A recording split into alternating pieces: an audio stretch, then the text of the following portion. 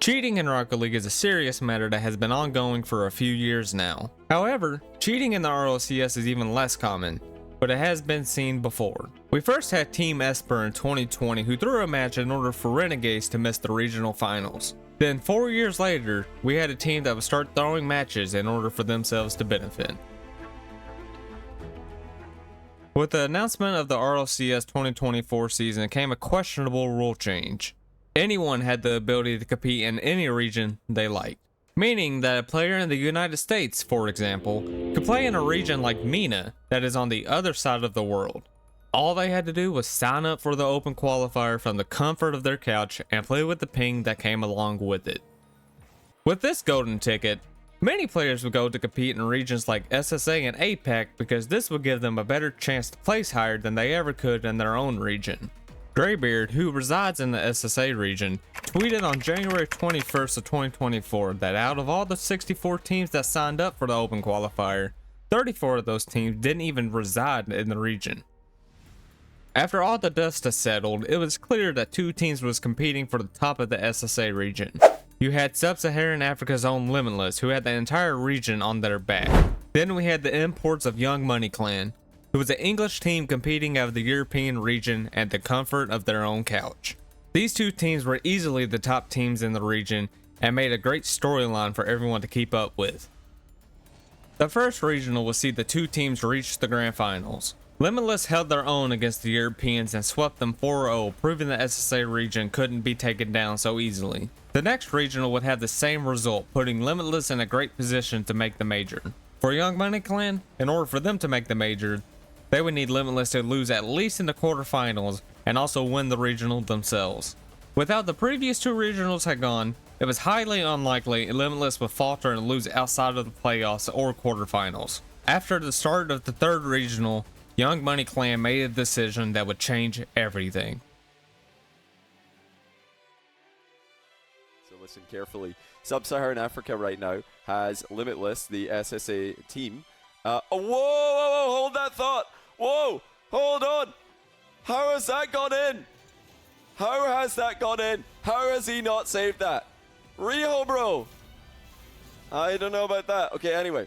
Earlier on today, for their first time in Swiss this entire split to Nixta, I was a little bit suspicious. I'm like, okay, these scorelines, this series seem to turn around pretty quickly here.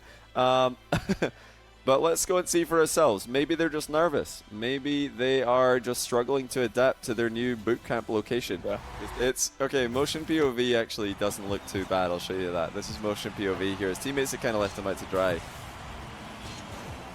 Give him an Oscar. Give him an Oscar. I'll tell you what. I don't even mind that. That was great defense. He's done well there. To a team by the name of Young Money Clan has been banned for the next year of competing in the RLCS. This one with the correct score lines in order to snipe Limitless in the quarterfinals. So they did that successfully, and they were of course banned because that's completely against the rules. Before the series between Limitless and Young Money Clan, Epic Games made the announcement on Reddit that after further investigation, Young Money Clan would be banned for a year from any RLCS events. The comments from this post would come in flooding with praise for the action taking place against the team. With it now being August of 2025, all the players from Young Money Clan have been lifted from their ban and able to compete in the RLCS once again.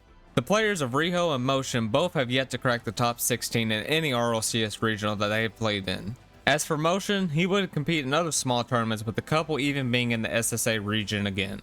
As for the third player on the team, Nugget has seen a little more success than his counterpart since receiving his ban.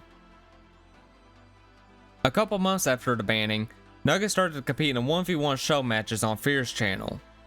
With his first series being a loss to a Tau, he would then go on a 7-win streak, including wins over Naz and Diaz. He also competed in the Armed the Rebels tournament, placing 9th through 6th in both of them. After having his ban lifted, Nugget played in the monthly Cash Cup 1v1 in April and got a second place, losing to Moxie. Then he competed in the RLCS EU Open 4, where his team managed to get a top 16, losing to 4-Wheel Drive and Dopamine. Afterwards, his RLCS placements fell, with them not even cracking the top 16 again. However, he did compete in a couple more 1v1 tournaments, including a win in the SSA 1v1 Open, which only had 8 players who reside in the region in the top 16. And he also got a second place in the 1v1 Cash Cup, losing to Moxie again. With the future uncertain, I'm not sure if we will ever see the 3 players competing at the top of the RLCS following the incident. Now, you shouldn't throw your matches while playing in the RLCS because unlike throwing in your ranked matches, you will get caught and banned from playing. Thanks for watching.